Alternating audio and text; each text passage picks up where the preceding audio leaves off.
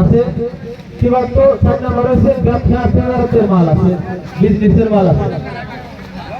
আর 5 নম্বরে আছে যে জরুরতের থেকে জায়েজ সামান।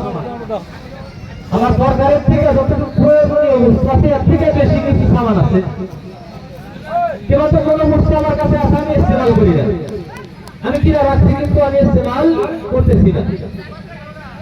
ওই বস্তুর মূল্য 52 তোলার উপর মূল্য সমান হবো।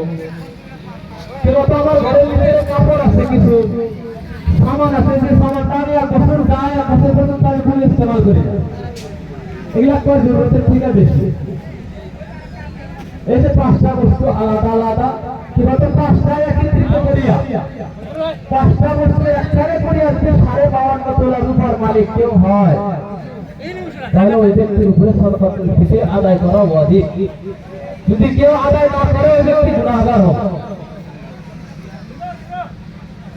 যদি কেউ আদায় না করে ওই ব্যক্তি গুনাহগার হবে। আল্লাহ তাবারক তাআলা কিয়ামতের দিন ওই ব্যক্তিকে জিজ্ঞাসা করবে তুমি সদকাতুল ফিতর আদায় করলাও না কেন?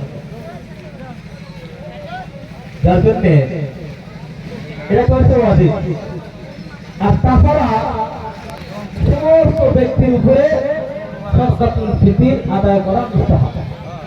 একজন যদি মিসকিনও থাকে ওই ব্যক্তি যদি সদকাতুল ফিতর আদায় করে মুস্তাহাব অর্জনের আল্লাহ পাক বহুত সওয়াব দেবেন।